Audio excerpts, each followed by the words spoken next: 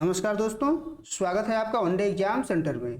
दोस्तों, आज के वीडियो में हम लोग नाथ साहित्य की विशेषताओं का अध्ययन करेंगे और जानेंगे कि नाथ साहित्य में कौन कौन सी विशेषताएं पाई जाती हैं।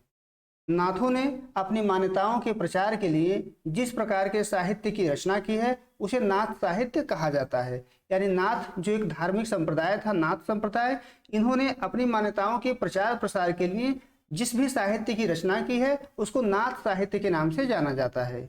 यह आदिकालीन साहित्य का महत्वपूर्ण अंश है। यानी आदिकाल के समय में इसको लिखा गया था। जिस प्रकार से सिद्ध साहित्य, जिस प्रकार से जैन साहित्य और जिस प्रकार से राठौर साहित्य आदिकाल का हिस्सा है, उसी प्रकार से नाथ साहित्य भी आदिकाल का एक अंश है, उसी का एक हिस्सा है।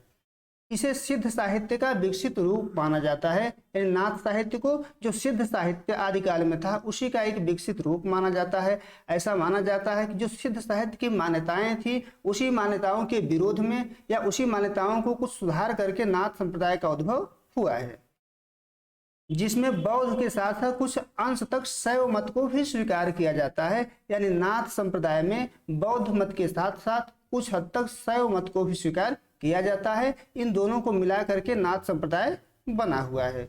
नाथों की संख्या कुल 9 है संख्या में, जिसमें से प्रमुख हैं गोरखनाथ, जलंधर नाथ और भीमनाथ।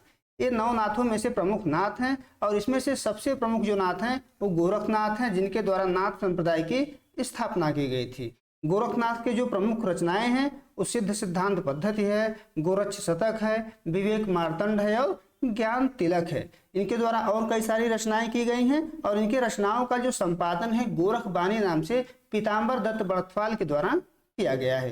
चलिए आगे बढ़ते हैं और देख लेते हैं कि नाथ साहित्य में कौन कौन सी विशेषता पाई जाती है। नाथ साहित्य की विशेषताओं को हम लोग 2 भागों में बांट करके अध्ययन करेंगे। एक है भाव पक्ष की विशेषता और दूसरा है शिल्प पक्ष की विशेषता।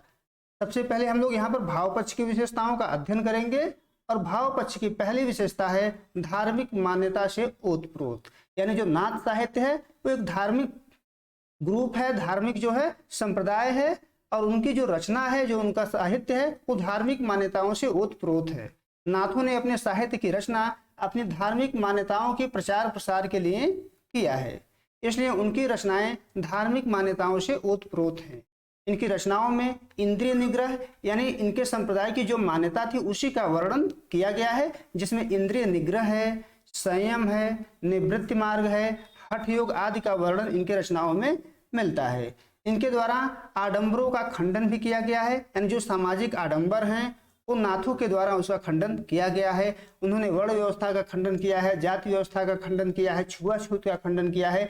यानी समाज में जितने भी आडंबर हैं वो नाथों के द्वारा खंडन किए गए हैं। गोरखनाथ ने लिखा है कि अवधू मन चंगा तो कठौती में गंगा।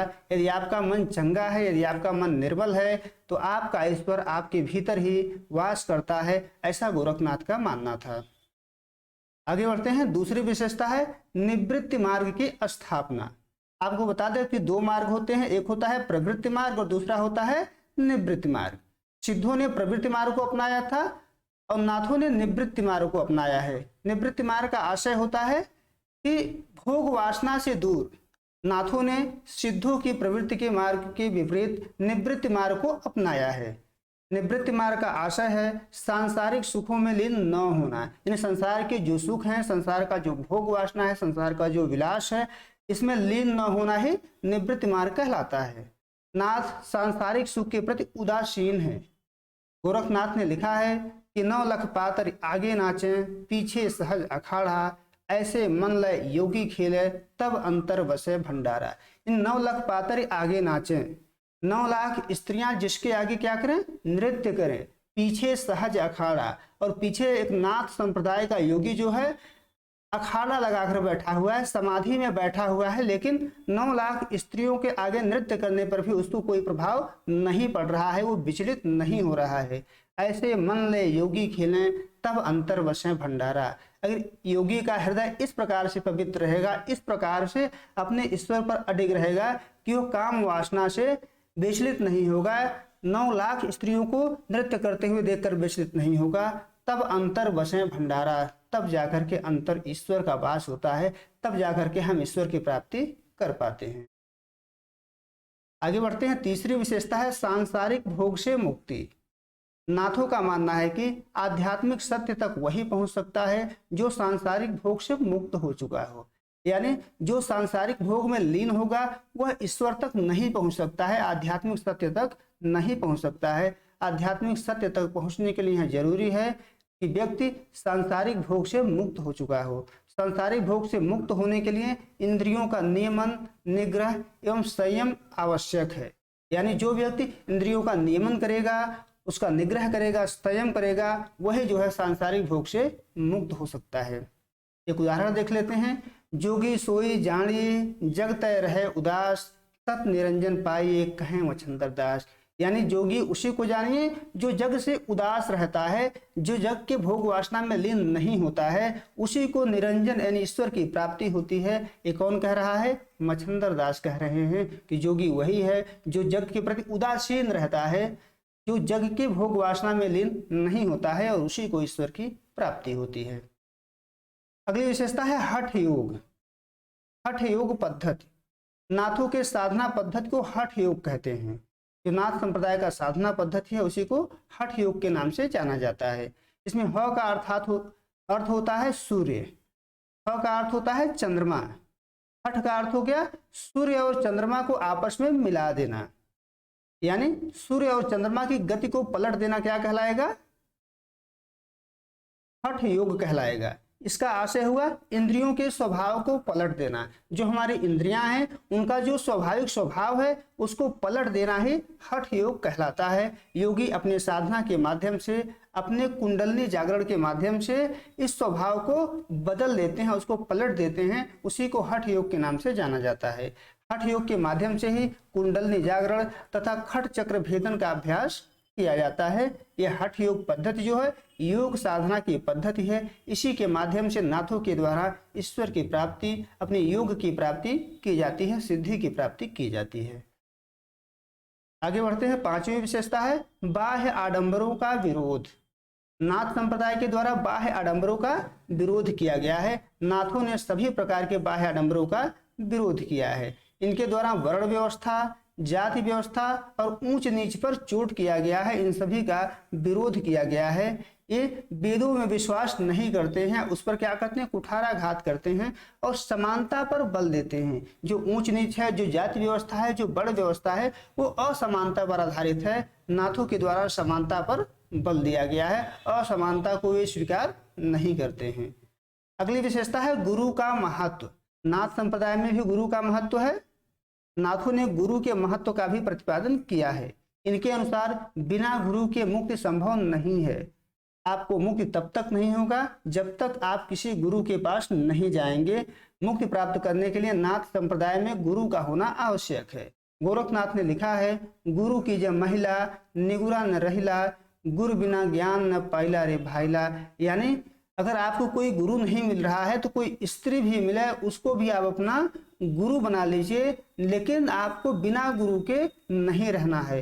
गुरु की जब महिला निगुरा न रहिला, आपको निगुड़ा नहीं रहना है, बिना गुरु के नहीं रहना है। चाहे आप स्त्री को भी क्यों न गुरु बना लें। गुरु बिना ज्ञान न पाइला रे भाईला। यानी गुरु बिना ज्ञान संभव नहीं है। गुरु के बिना ज्ञान नहीं मिलेगा, गुरु के ज्ञान के बिना मुक्ति नहीं होगी। इस प्रकार से नाथों ने क्या किया है? गुरु के महत्व का प्रतिपादन किया है। आगे बढ़ते हैं। अब हम लोग शिल्प पक्ष की विशेषताओं का अध्ययन करेंगे। अभी तक हम लोग जो है भाव पक्ष की विशेषताओं का अध्ययन कर रहे थे। नाथों ने कवि के रूप में अपनी कविताएं नहीं लिखी हैं, बल्कि उन्होंने अपने धार्मिक मान्यताओं का प्रचार प्रसार ही अपनी कविता के माध्यम से किया है। इसलिए उनके काव्य में शिल्प की सजगता नहीं दिखाई पड़ती है। नाथों के काव्य में शिल्प का वह स्वरूप नहीं दिखाई पड़ता है जिस प्रकार से एक साहित्य में होना चाहिए, क्योंकि एक प्रकार से धार्मिक संप्रदाय था जो अपनी मान्यताओं के प्रचार प्रसार के लिए कविता लिखते थे। कविता के लिए कविता इनके द्वारा नहीं लिखा गया है। चलिए देख लेते हैं इनके शिल्प की कौन कौन सी विशेषताएं हैं। नाथों की शिल्प की पहली विशेषता है भाषा, यानी इनकी भाषा कैसी थी। नाथों की भाषा अपभ्रंश व पुरानी हिंदी के संक्रमण काल की है, जिसमें ब्रज, अवधी, पंजाबी आदि के शब्द शामिल हैं, जिसको सधुक्कड़ी भाषा के नाम से भी जाना जाता है। वही नाथों की भाषा है जिसमें ब्रज, अवधी और पंजाबी का मिश्रण पाया जाता है। कुछ हद तक इसमें राजस्थानी का भी मिश्रण पाया जाता है। आगे बढ़ते हैं। दूसरी विशेषता है काव्य रूप, यानी नाथों की कविता का स्वरूप क्या था। वो प्रबंध काव्य लिखते थे, मुक्तक काव्य लिखते थे या खंड काव्य लिखते थे। इनकी कविताएं यानी नाथों की कविताएं मुक्तक के रूप में ही उपलब्ध हैं। प्रबंध काव्य इनके द्वारा नहीं लिखा गया है, नाथों के द्वारा केवल मुक्तक काव्य लिखा गया है। तीसरी विशेषता है उलटवासी। नाथों ने अपनी कविता में उलटवासी का प्रयोग किया है, जिसका अर्थ है विपरीत कथन। उलटवासी का अर्थ होता है विपरीत कथन, यानी उल्टे स्वरूप से कहना। यह एक प्रकार की प्रतीक होती है जिसका अर्थ खुलने पर ही प्रकट होता है। अगर हम किसी उलटवासी का अर्थ नहीं जानते हैं तो हमको समझ में नहीं आएगा, क्योंकि यह विपरीत कथन होता है, उल्टा कथन होता है। जैसे एक उदाहरण देख लेते हैं कि नाथ बोले अमृत वाणी, बरसेगी कंबली, भिजेगा पानी। यानी नाथ अमृत वाणी की बरसात करते हैं, बरसेगी कंबली यानी कंबल का वर्षा हो रहा है और कौन भीग रहा है, पानी जो है भीग रहा है। एक तरीके से क्या है, उलटवासी है जिसमें उल्टा कथन कहा गया है। उम्मीद है दोस्तों आपको ये वीडियो पसंद आया होगा। आप नाथ संप्रदाय के नाथ साहित्य की विशेषताओं को समझ पाए होंगे। अगर आपको ये वीडियो अच्छी लगी हो तो आप हमारे चैनल को सब्सक्राइब करिए, वीडियो को लाइक करिए, शेयर करिए। बहुत बहुत धन्यवाद।